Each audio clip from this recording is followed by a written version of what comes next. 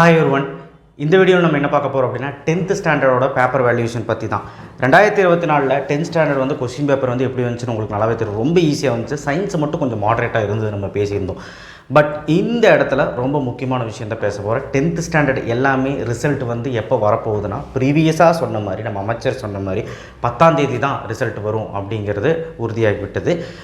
இதில் எந்த மாற்றமும் இருக்காது. எலெக்ஷன் வரனால இதை மாற்றம் அப்படிலாம் இல்லை. ஏன்னா பேப்பர் கரெக்ஷன் ஏறக்குறைய முடிய போகுதுங்க. 12th ஆல்ரெடி முடிஞ்சிருச்சு, பட் 10th முடிய போகுது. எப்படி இருந்துச்சு அப்படின்னு கேட்டிங்கன்னா, லிபரல் கரெக்ஷன் தான் எல்லாமே. 100க்கு 2 பேர்லேருந்து ஒரு 5 பேர் வரைக்கும் தான் ஃபெயில் ஆகுறாங்க அப்படிங்கிறது நான் கேள்விப்பட்டேன். அப்போ எந்த அளவுக்கு ஃபெயிலியர்ஸ் கம்மியாக போகுது அப்படின்னா, இந்த வருஷம் ஃபெயிலியர்ஸ் ரொம்ப கம்மியாக இருக்க போகுது. அதனால் பயப்பட வேணாம். அந்த ஃபெயில் ஆகிறவங்க யார் அப்படின்னா, ஆப்சன்டீஸாக இருக்கலாம், இல்லை வந்து ஒன்றுமே எழுதாமல் போயிருக்கலாம். 1 வேர்டு மட்டும் எழுதிட்டு கொஸ்டின் ஆன்சர் எழுதாமல் மார்க் போடுறக்கே இடம் இல்லாதவங்க அப்படி தான் ஃபெயில் ஆயிருக்காங்க. தவிர எல்லாமே அட்டன் பண்ணவங்க எல்லாருமே பாஸ் ஆகிருக்காங்கன்னு தான் நான் கேள்விப்பட்டேன். அண்ட் ரொம்ப முக்கியமான விஷயம் என்ன அப்படின்னா, நல்லா கேட்டுக்கோங்க, ஹாப்பி நியூஸ். 2 இம்பார்ட்டன்ட் திங்ஸ் தான் பார்க்க போகிறோம். என்னென்னா, 10th இது போன வருஷமே சொல்லிட்டாங்க. போன வருஷம் நடைமுறைக்கு வரலை. இப்போ இந்த வருஷம் இருக்கிற 10th ஒரு பெரிய அட்வான்டேஜ் வந்திருக்குது. என்ன அப்படின்னா, பேப்பர் வேல்யூஷன் வந்து ரொம்ப ரொம்ப ரொம்ப கரெக்டாக திருத்தணும் அப்படின்னு சொல்லியிருக்காங்க. அது என்ன அப்படின்னா, தமிழ் மீடியம் ஆளுங்க தமிழ் மீடியம் பேப்பர் தான் திருத்தணும். அதாவது தமிழ் மீடியம் பேப்பர் வந்துச்சுன்னா தமிழ் மீடியம் டீச்சர்ஸ் தான் திருத்தணும். இங்கிலீஷ் மீடியம் பேப்பர் வந்து இங்கிலீஷ் மீடியம் டீச்சர்ஸ் தான் திருத்தணும்னு சொல்லியிருக்கிறாங்க. இது ஒன்று.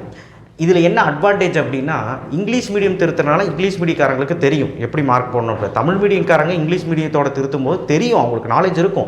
பட் இருந்தாலும் ஆன்சர் கீ வச்சு திருத்தும் போது ஆன்சர் கீழே உள்ளது இல்லை, அந்த அந்த கண்டென்ட் இல்லைன்னு சொல்லி மார்க் கம் பண்ண வாய்ப்பு இருக்குது, ரெடியூஸ் ஆக வாய்ப்பு இருக்குது. இந்த தடவை அப்படி கிடையாது. தமிழ் மீடியம் தனி, இங்கிலீஷ் மீடியம் தனித்தனியாக டீச்சர்ஸ் பிரித்து அந்தந்த டீச்சர்ஸ் அதுக்கேற்ற மாதிரி வச்சுக்கிட்டாங்க.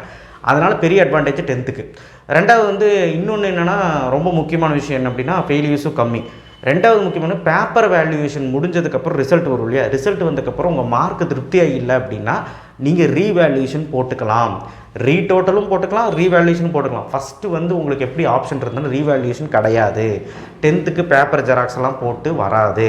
இப்போ நீங்கள் உங்கள் பேப்பரே நீங்கள் நினச்சா இப்போ நீங்கள் ஒரு 75 மார்க் மேக்ஸில் எழுதிருக்கீங்கன்னா, ஐயோ நல்லா தான் எழுதியிருந்தேன், எனக்கு 95 மார்க் வரணும், ஏதோ தப்பான கரெக்ஷனாக இருக்குது அப்படின்னு உங்கள் மைண்டுக்கு தோணுச்சுன்னா, நீங்கள் பேப்பர் வேல்யூவேஷனுக்கு அப்பீல் பண்ணி ரீவேல்யூவேஷனுக்கு அப்ளை பண்ணி நீங்கள் அந்த பேப்பர் ஜெராக்ஸ் ஸ்கேன் காப்பி கூட வாங்கி பார்த்து அப்பீல் பண்ணலாம்.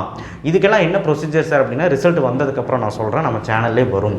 ஸோ அப்பீரன்ஸ் அப்படிங்கிறப்போ, அதாவது நீங்கள் வந்து சேலஞ்ச் பண்ணுற மாதிரி இருக்கும். அந்த ஸ்கேன் வாங்கி உங்கள் பேப்பரெல்லாம் பார்த்துருவீங்க இல்லையா, உங்கள் டீச்சர்ஸ்கிட்டே காட்டுவீங்க என்னெல்லாம் மார்க் வரணும்னு பார்த்துட்டு, மார்க் வர வேண்டியதெல்லாம் பார்த்துட்டு நீங்கள் ரீவேல்யூஷனுக்கு அப்ளை பண்ணலாம்.